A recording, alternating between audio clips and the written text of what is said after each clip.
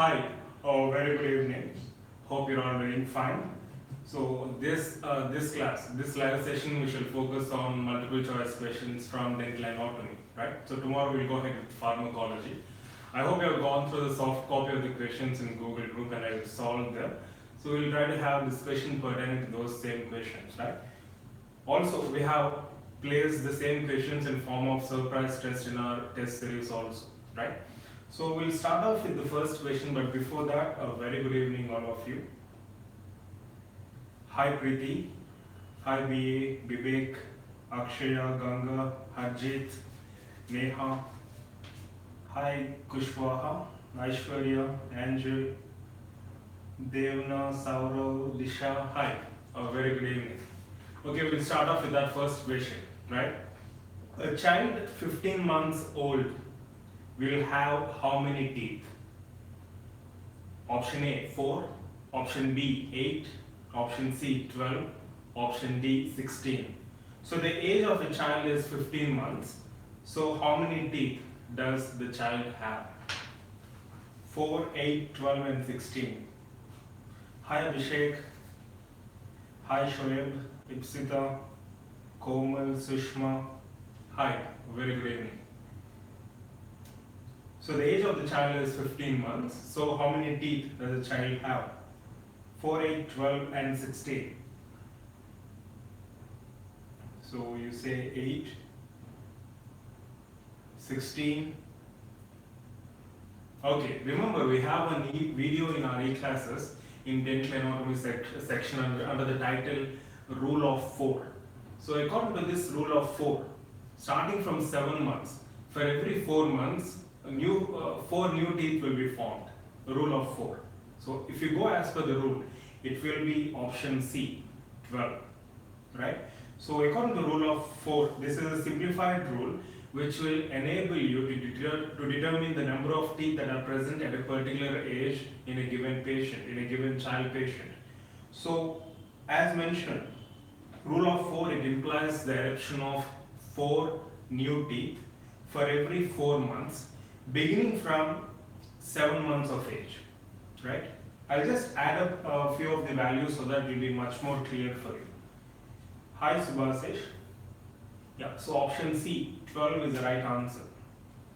So rule of 4, just make a note of this. And also we have discussed about the same in our classes also.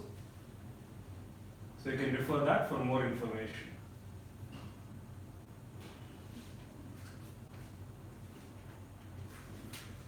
So 4 new teeth will be erupting every 4 months, beginning with 4 teeth at 7 months of age.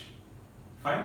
4 new teeth for every 4 months, beginning from 4 teeth at age of 7 months. It means at age 7, the number of teeth that are erupted are 4. At age 11, 7 plus 4. So at age 11 months, the number of teeth erupted are 4 plus 4, 8. At age 15, the number of teeth that are erupted are 8 plus 4, 12, right? So every 4 months, 4 new teeth.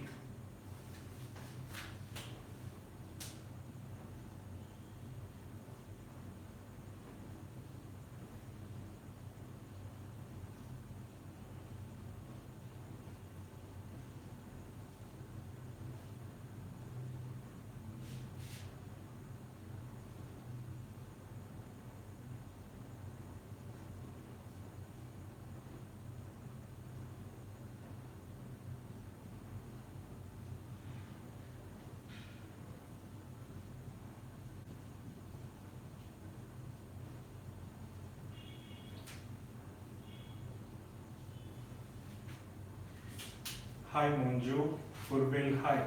A very good evening. So at 7 months, the number of teeth erupted are 4, which includes your 4 mandibular incisors.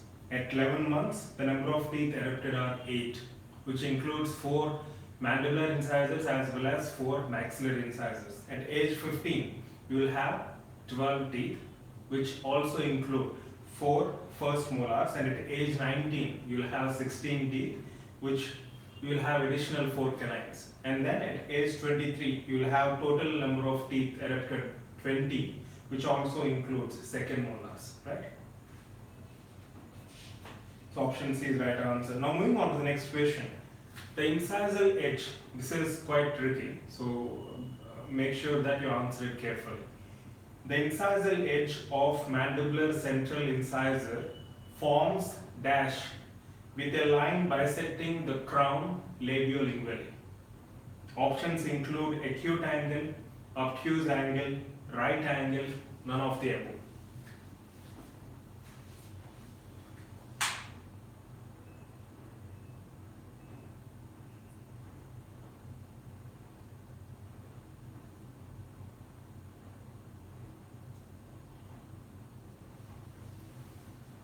The incisal edge of mandibular central incisor forms dash with line bisecting the crown labiolingually.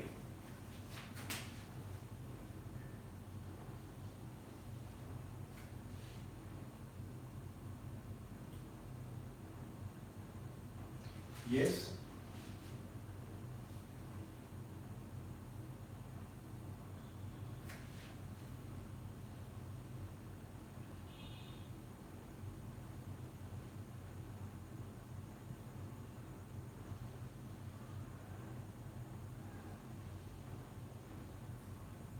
In case of mandibular central incisor,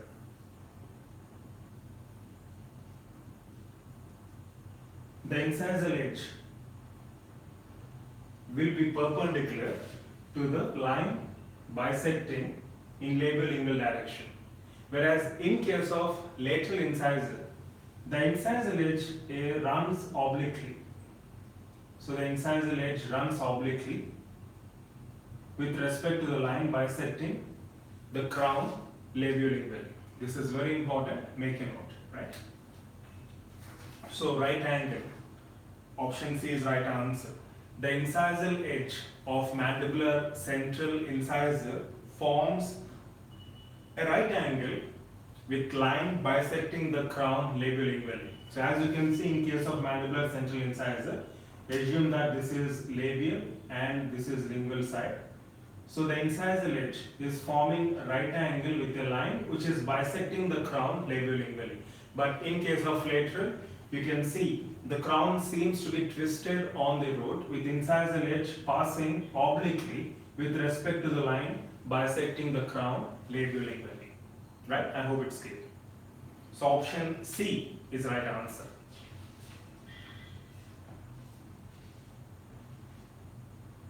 Fine?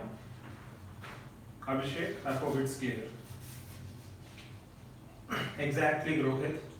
In fact, it's difficult to differentiate or distinguish 3-1 and 4-1. They look almost symmetrical. There is bilateral symmetry. Good. Now let's move on to third question. Number of roots visible from buccal aspect of maxillary first molar. I assume that you are looking at an extracted tooth. So number of roots that are visible from the buccal aspect of maxillary first molar. 1 root, 2 roots, 3 roots, none.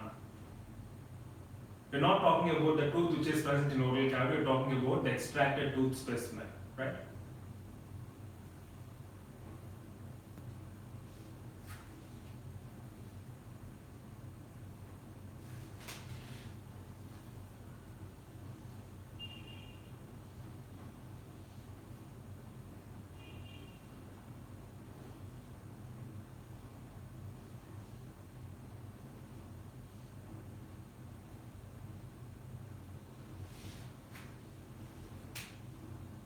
It will be 3, as you all rightly mentioned. You'll have mesobuccal root, distobuccal root, as well as palatal root. So of all these roots, which is the largest root?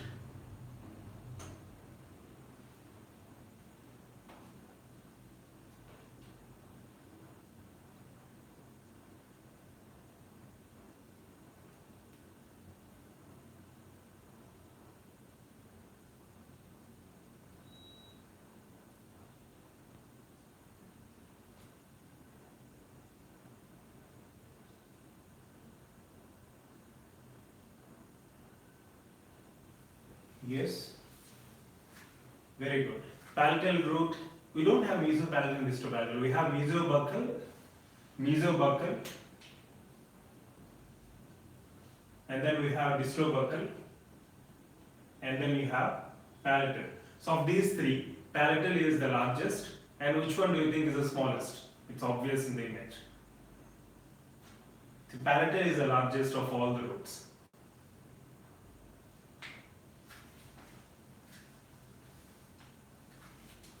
Yes, we don't have distopalatal, Kushwaha. Yeah, distobuccal is the smallest root, right? Okay, clear. So we have three roots. Often we are under impression that there are certain questions which are very easy. But remember, these are easy to answer, but they are challenging in one aspect.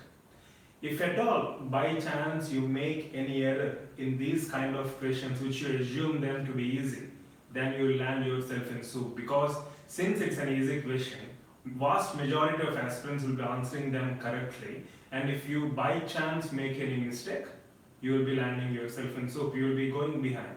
So be extra careful when you're answering the so-called easy questions. In my opinion, there is nothing like easy. A question is a question. We're trying to measure whether it's easy or difficult based on the perception, based on the general perception, right? So don't go by it. Answer every question very carefully and don't take any chance and don't assume that since it is easy, you can take it for granted. Be extra careful, read the question twice and go through the options at least twice. Fine? Okay. Now let's move on to the penultimate question. Which cusp on maxillary molars progressively becomes smaller as we go posteriorly in the arch? Very, very important and not so easy to answer. Let's see how many of you are going to answer. Which cusp on maxillary molars progressively becomes smaller as we go posteriorly in a given arch? Options: mesobuccal, distobuccal, mesolingual, distolingual.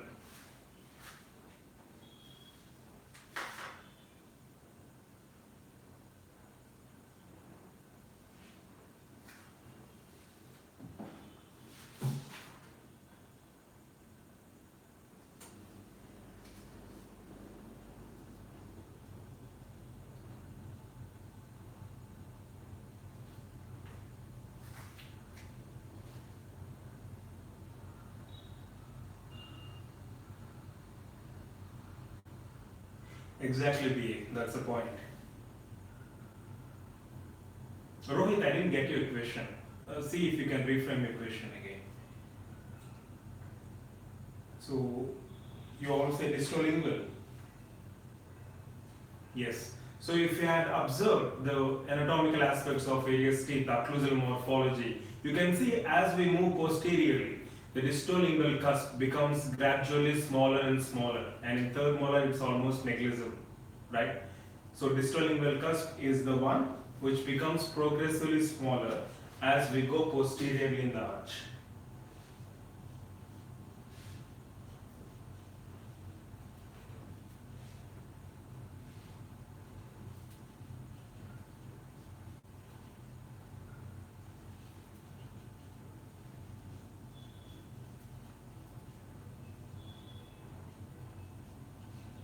Fine?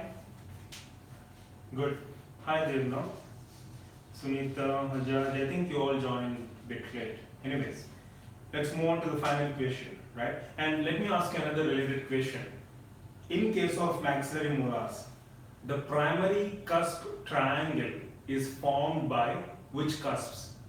In case of maxillary first molar, which cusps contribute to the formation of primary cusp triangle?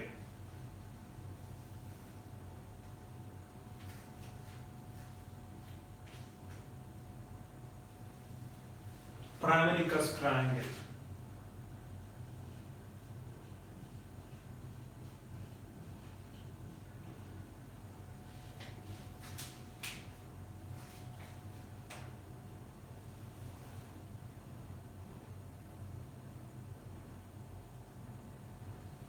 Yes, Rohit, Ajaj, Sunita.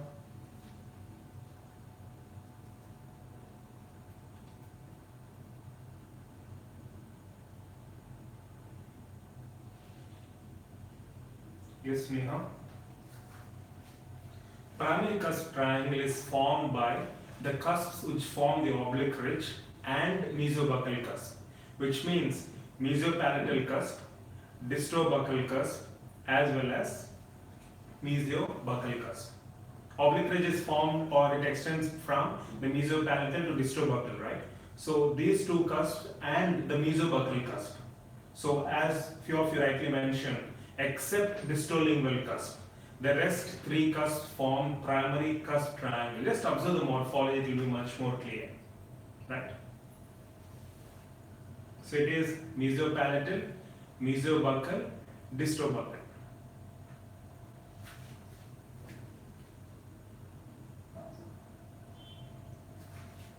Rohit, I am not familiar of the term Kopp or Spawn hypothesis. Why don't you drop a mail? We can have some discussion. I will also refer once, right? Kopp or Spawn hypothesis. Fine. Let's move on to the final question. Which of the following muscle has subsidiary role in mastication? I'm sure you might have gone through the options. Which of the following muscle has subsidiary role or secondary role in mastication? Messenger, lateral pterygoid, medial pterygoid, buccinator. Yes, Saro, Akshaya, Komal, Chavi, Subhastish, Kaumudi, Ganga, Aishwarya, Anushta, Rohit, Preeti, BA.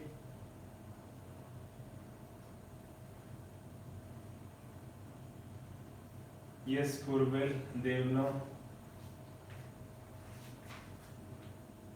Sunita. Yes, Devna, drop a mail. Drop a mail, those topics which are not relevant for the discussion. Yes.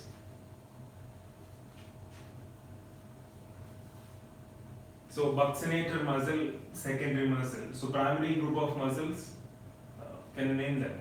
Name the muscles which are mainly implicated in mastication, apart from those which are present in the option.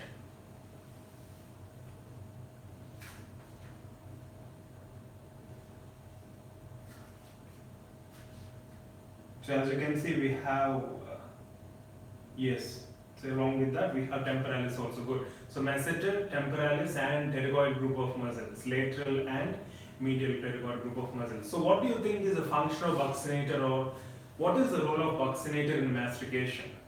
Because we are naming masseter, pterygoid group of muscles as well as temporalis as primary group of muscles for mastication, right? So they have an important role in elevating the mandible, depressing the mandible, lateral drosive movements or protrusive movements or intrusive movements, right? So that's how they are in fact helping in mastication. So what do you think is the role of buccinator in mastication?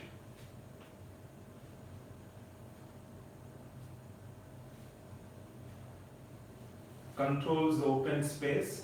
Okay, it's fine. What you said is right, but in terms of mastication, how do you think buccinator plays a role in mastication? In fact, as you know, buccinator muscle, you have this safety valve mechanism, right? Prevents the cheeks from collapsing.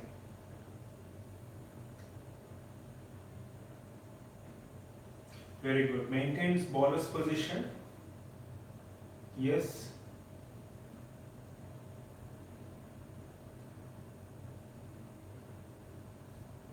Yeah, very good. So this buccinator compresses the cheek and holds the teeth between, and holds the food between the teeth. Very, very important, right? So it compresses the cheek and holds the food between the teeth. So that's how it has a secondary role in mastication. Yes, there, no? Good. So as mentioned, these muscles of mastication have a major role to play in various movements of mandibles, which include elevation, depression, retraction, protraction, as well as lateral-trussive movements, right?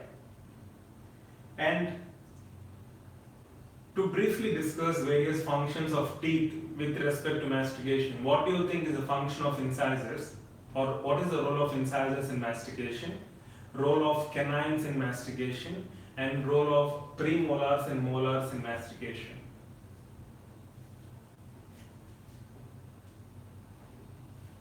Yes, also called as whistling muscle. Yes, Aishwarya.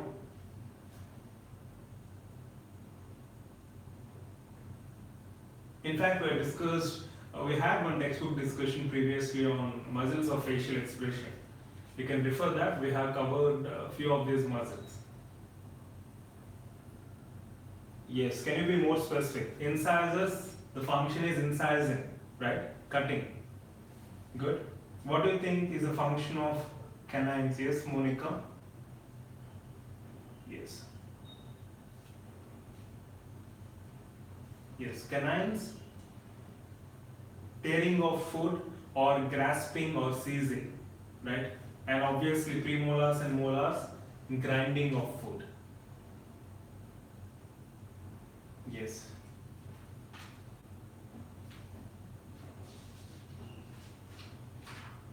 Okay, fine. So I hope your prep is going on fine. So we'll have a brief summary of all that we have discussed so far. So first, initially, we have discussed about rule of 4. So according to this rule of 4, 4 new teeth erupt every 4 months, starting from 4 teeth at the age of 7, right? Starting with mandibular incisors, then maxillary incisors, and then you have first molars, canines, and then second molars, right? Ultimately, at the age of 23 months, that is less than 2 years, we will be having all 20 teeth erupted, right? Very, very important. And then we have discussed about the orientation of incisor. So, in fact, you can have questions in this format. You can have several questions in this format based on the anatomical features of various teeth. So, as you can see, in case of mandibular central, the incisor ledge is oriented perpendicular to a line bisecting the crown in a labiolingual direction, which is not true in case of lateral incisor, where the incisor ledge is at an oblique course compared to a line bisecting the crown labiolingually, right? And then also we have discussed about the visual appearances. So in fact, along with this, I have seen several questions based on the outlines, and also I have covered one separate video on the same. So what would be the outline of the facial aspect or the proximal aspect of central, canine, molar, premolar? So the outline shapes can also be asked as questions, right? So refer that previous video which we have discussed, geometric shapes of various teeth, okay? So as you can see, from the buccal aspect, you can visualize almost 3 roots, right? And also we have discussed the largest and the smallest. And later we have discussed about the cusp, which becomes progressively smaller as we go posteriorly, and also about primary cusp, triangle. And finally we have discussed about muscles of mastication in brief, in specific, various primary and secondary group of muscles, and the role of buccinator in holding the food bolus between the teeth, right?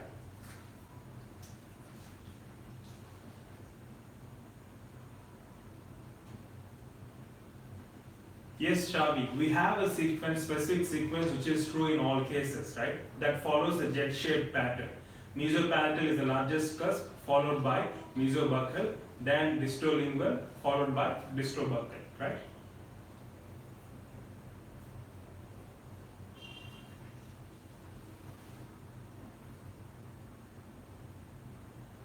Yes, refer to our E-classes discussion where we have covered the occlusal morphologies of various teeth, including first and second molars, right?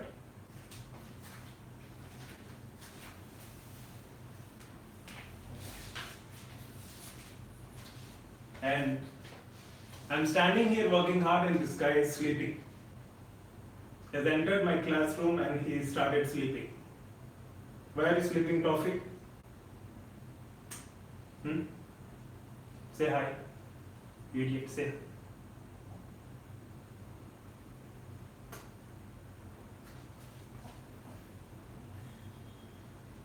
Coffee really demotivates me.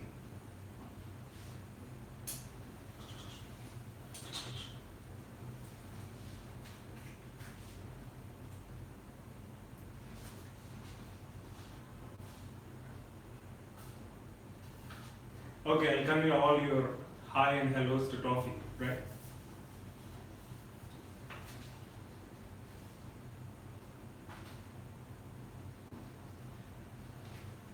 If you ask me, Devana, why, I don't have any answer, because that's how teeth are formed. In fact, primary first molars are unique and they do not resemble any other teeth. Nature has to answer your question.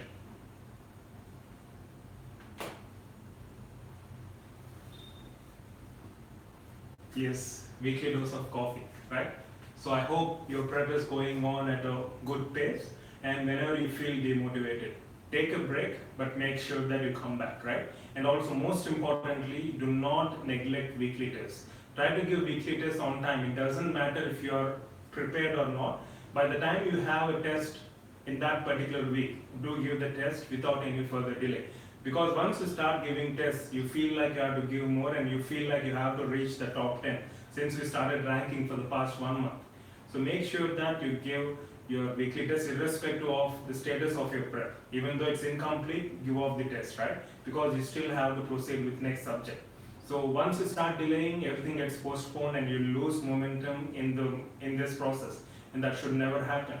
And that's a very dangerous situation. Once you lose momentum, all subjects will be pending and you feel highly demotivated. I've been getting feedback regarding the same from many students, right?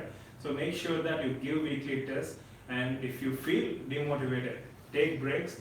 And I've explained you about the role of willpower and also how sugar levels are going to influence willpower in one of the previous videos which we shot last weekend, right? And you have any further queries, academic or general, you can always drop a mail 24/7 at proudtobedentist@gmail.com, right? But when you're sending academic queries, make sure that you thoroughly refer e-classes videos and standard textbooks and then get back so that you can derive maximum benefit from my side as well, right? So wish you all the best. Love you all.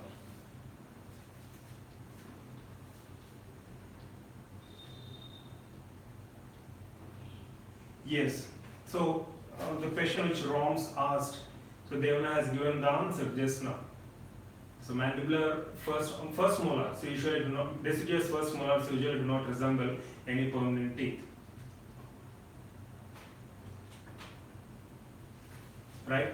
And most importantly, enjoy your preparation. Only once you start enjoying preparation, enjoyment comes once you understand its importance. If you're going through something, if you understand its importance, then obviously you feel like you have to go through it more and more number of times, right? So go through your text, go through videos, go through tests, make sure that you understand its importance and how it is relevant clinically, then obviously you'll start enjoying it, right? So preparation should be in such a way that you enjoy doing it, or else it will take a lot of psychological stress, and that would eventually break down your prep, right? So make sure that you're enjoying your preparation, which is key for prolonging or for going at a consistent manner, right? So wish you all the best. See you again tomorrow at 8 p.m. with pharmacology MCQs, and make sure that you solve those questions which we have shared in our Google group, right? Bye. Take care.